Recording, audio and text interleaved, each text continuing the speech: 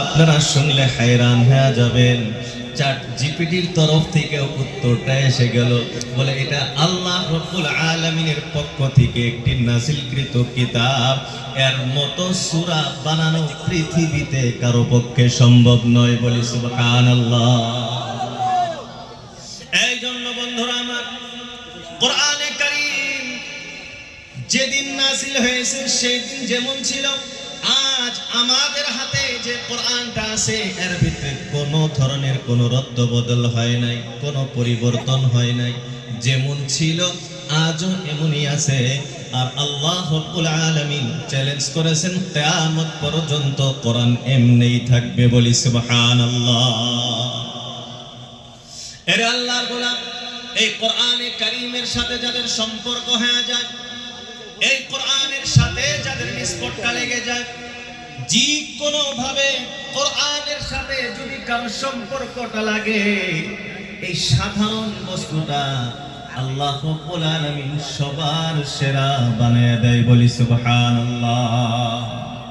আরে বন্ধুরা আমার, বছরের ভিতরে রাত আছে 360-65টা রাত। এই 360-65টা রাত্রের ভিতরে সবচেয়ে দামি, সবচেয়ে গুরুত্বপূর্ণ রাত কোন রাত? আমরা সবাই জানি শবে কদর, কদরের রাত্রি। কদরের রাত্রির চেয়ে দামি তো আর কোনো রাত্রি নাই। কদরের রাত্রির কেমন দাম? আল্লাহ রাব্বুল আলামিন বলেন, লাইলাতুল কদরি খায়রুম মিন আলফি শাহর। কদরের রাত্রির এত দাম, এক রাতের নফল ইবাদত মিন আলফি শাহরে, 1000 মাস নফল ইবাদত করার চেয়ে এই এক রাতের ইবাদত আল্লাহ রাব্বুল আলামিনের কাছে বেশি শ্রেষ্ঠ। এর আল্লাহর গোলাম, এখন যদি আপনি প্রশ্ন করেন এই রাত্রির দাম এত কেন বেশি, বলে এক রাতের ইবাদত 1000 মাসের ইবাদতের চেয়েও বেশি, কেন এত দাম? এই প্রশ্ন যদি আপনি কোরআনে কারীমকে করেন, কোরআনে কারীমের জবাবটা দিয়ে দিবে, ইন্না আনসালনাহু ফি লাইলাতিল কদর।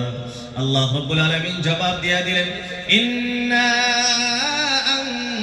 আনসালনা, অবশ্যই আমি আল্লাহ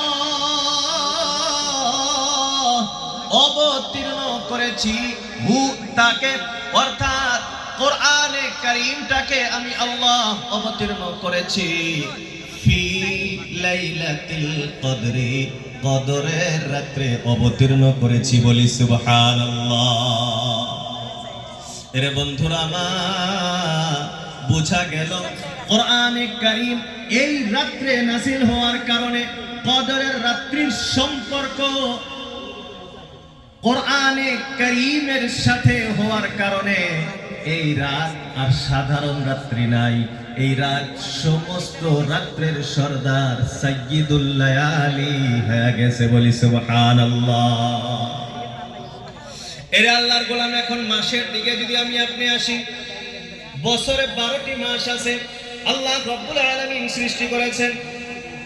ইন্না ইদ্দাতাশ শুহুরি ইনদাল্লাহি 12 শাহরান ফি কিতাবিল্লাহ ইয়াওমা খালাকাস সামাওয়াতি ওয়াল আরদ। আল্লাহ বলেন, যেদিন আমি আল্লাহ আসমানগুলোকে, জমিনগুলোকে যেদিন সৃষ্টি করেছি, ওই দিনই আমি আল্লাহ বছরের 12 মাস সৃষ্টি করেছি। বলি সুবহানাল্লাহ। এরা বন্ধুরা আমার, এখন একটা জবাব আপনাদের তরফ থেকে আমি চাই। এই যে 12টা মাস আছে, এই 12 মাসের ভিতরে সবচেয়ে দামি মাস কোন মাস? রমজানের মাস। এই রমজান মাস সবার চেয়ে দামি মাস। কেমন দামি মাস?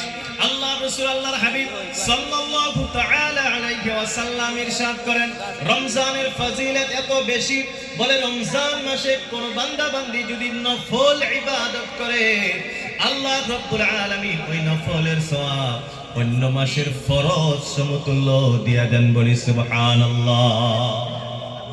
রমজান মাসে যদি কোনো বান্দা ফরজ কোনো আমল করে, আল্লাহ রাব্বুল আলামিন অন্য মাসে 70টা ফরজ আদায় করলে যে সওয়াব, আল্লাহ রাব্বুল আলামিন 70 গুণ সওয়াব রমজান মাসে দিয়ে দেন।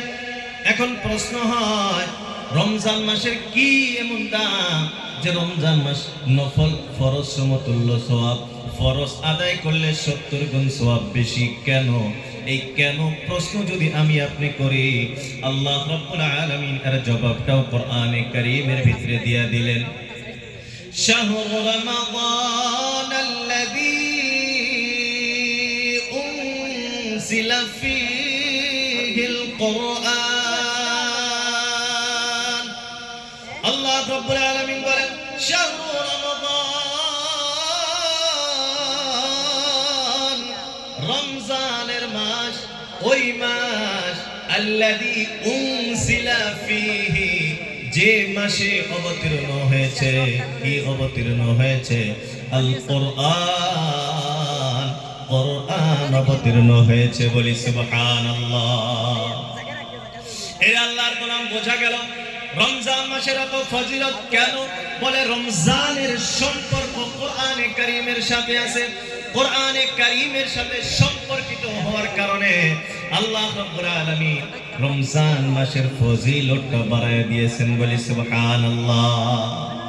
এটা আল্লাহর গোলাম, এই কোরআন যে নবীর উপরে নাজিল হয়েছে, এই নবী তো কম দামি নবী। রাসূল কম দামি না বেশি দামি?